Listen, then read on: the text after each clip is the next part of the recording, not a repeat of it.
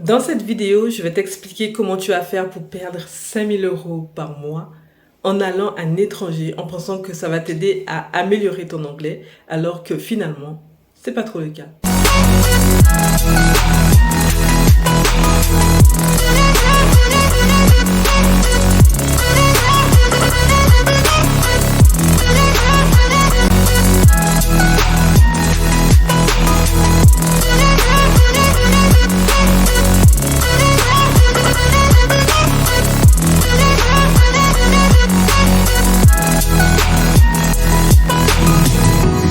Si tu ne me connais pas encore, je suis Sabrina Adams et je suis la fondatrice de Successful in English et j'aide les cadres et entrepreneurs à booster leur speaking. Je les aide pas par l'anglais, attention, mais je les aide à gagner en impact, en crédibilité pour avoir plus d'opportunités sur le marché international lorsqu'ils doivent s'exprimer en anglais.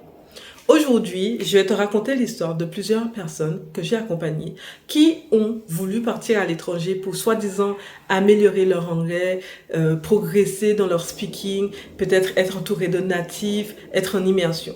Comment ça a pu les faire perdre beaucoup d'opportunités parce que quand elles sont revenues, c'était pire, voire rien n'avait changé. Alors, ce qui se passe souvent, on se dit dans notre petite tête de francophone que comme on n'a pas vécu à l'étranger, qu'on n'a pas grandi avec des parents anglophones, et bien finalement, on doit partir à l'étranger pour pouvoir améliorer son anglais parce que avec le système francophone qui existe aujourd'hui, le système français, eh bien, on apprend plus à écrire, lire, à comprendre, mais pas vraiment à s'exprimer, à être à l'aise, aller discuter naturellement avec les gens, parce que justement, c'est quelque chose qu'on n'a pas appris à faire depuis tout petit. Et malheureusement, ça nous bloque lorsqu'on doit s'exprimer naturellement en anglais avec des partenaires, des clients, dans le monde du travail en tout cas, ça bloque. Donc, on se dit, si celui-là parle plus anglais que moi, c'est peut-être parce qu'il a vécu à l'étranger et donc du coup, il a été entouré de natifs ou d'anglophones ou d'étrangers. Alors on se dit, on va aller faire la même expérience, on a de la famille à l'étranger, on connaît des amis, etc. Ou des fois même on connaît personne, mais on va aller dans une location peut-être à New York, à London, etc. Et on va être en immersion pour pratiquer son speaking. Qu'est-ce qui se passe ? Une fois arrivé sur place, on est tout content, tout excité, et voilà, on est prêt à parler en anglais. Et là, on se retrouve entouré de francophones, parce qu'on a choisi de le faire. C'est personne qui vous a dit d'aller être entouré de francophones. Vous avez fait le choix d'aller à l'étranger pour pouvoir améliorer votre anglais. Et finalement, vous allez dans votre famille qui va parler toutes les langues sauf l'anglais avec vous. Donc finalement, vous n'avez pas progressé sur votre niveau d'anglais. Vous vous entourez de personnes francophones parce que du coup, finalement, vous trouvez un point commun et c'est plus facile de faire comme ça. Et moi, je vous dis, c'est pas du tout la meilleure solution parce que finalement, c'est comme ça que vous n'allez pas évoluer. Donc, théoriquement, qu'est-ce qu'il aurait fallu faire ? Déjà, ne pas aller dans la famille, ok ? C'est quelque chose qu'il faut pas faire parce que du coup, vous n'allez pas progresser. Ils vont vous parler la langue qu'ils ont l'habitude de vous parler, même si vous leur demandez de parler en anglais avec vous, ils vont le faire un certain temps et le naturel reviendra vite au galop. Donc, ce qu'il faut faire, c'est ne pas aller dans sa famille ou aller chez des amis. Vous êtes là pour un objectif très précis. Vous voulez ce job qui vous coûte, peut-être qui va vous rapporter 60 000 euros l'année, et vous faites l'erreur d'aller dans votre famille. Mais c'est pas normal, ça c'est du temps perdu, du gaspillage. Ok, ça peut être bien quand on n'a pas un logement sur place et tout, mais à un moment donné, il faut se rendre compte de la réalité. Qu'est-ce que vous voulez ? Pourquoi vous êtes parti là-bas ? C'est pas pour aller parler avec votre famille en français. Vous pouvez le faire de la France ou de n'importe quel pays francophone. L'idée, c'est d'améliorer votre anglais, votre speaking, pour avoir plus d'opportunités. Ce fameux job à 60 000 euros, donc 5 000 euros par mois, ok, sur 12 mois. Ça, c'est en moyenne. Ça, c'est les cadres que j'accompagne qui ont l'habitude de gagner ce type de salaire. Et il y en a qui gagnent beaucoup plus parce qu'ils ont pu booster leur niveau d'anglais.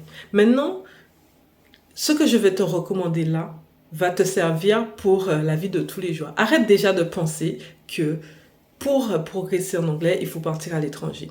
J'ai moi-même grandi sur une île francophone et tout le monde parlait anglais, c'est sûr, mais à la base, c'est une île francophone. Mes enfants, moi-même, que j'ai élevés, ils ont tous été bilingues avant l'âge de 3 ans et ils ont vécu à Paris. Ils n'ont jamais mis les pieds ni dans une école bilingue, ni été entourés de nounous anglophones, ni de jeunes filles au père. Et pourtant, ils sont bilingues, ils savent très bien parler français et anglais. Donc maintenant, c'est à toi de savoir pourquoi tu es parti à l'étranger. C'est à toi de savoir quels sont tes objectifs de vie? Est-ce que c'est d'être ok, entouré de ta famille et c'est cool, voilà, tu as ton logement, etc. Tu n'as pas à réfléchir parce que tu connais du monde, ou est-ce que c'est focus, je vais là-bas pour une raison très précise et je vais travailler mon anglais. Donc, je m'entoure de natifs, je sors de ma zone de confort, je vais aller parler avec les gens, je vais avoir peut-être honte de faire des fautes ou honte de me tromper ou etc. Mais c'est le game. Il faut sortir de sa zone de confort, aller discuter avec les autres pour pouvoir ensuite s'améliorer.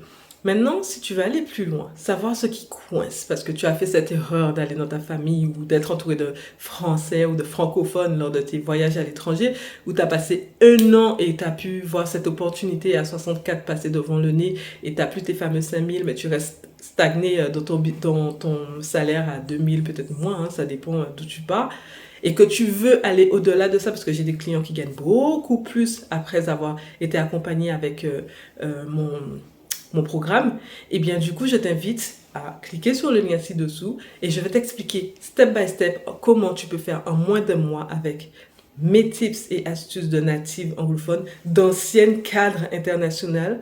Ok, comment tu peux faire pour booster ta carrière rapidement en étant challengé et en étant vraiment fluent, confident, en étant impactant lors de tes prises de parole et comment tu pourras faire pour encadrer des équipes internationales ou même animer des meetings sans même te prendre la tête. Je te dis à très bientôt dans une prochaine vidéo.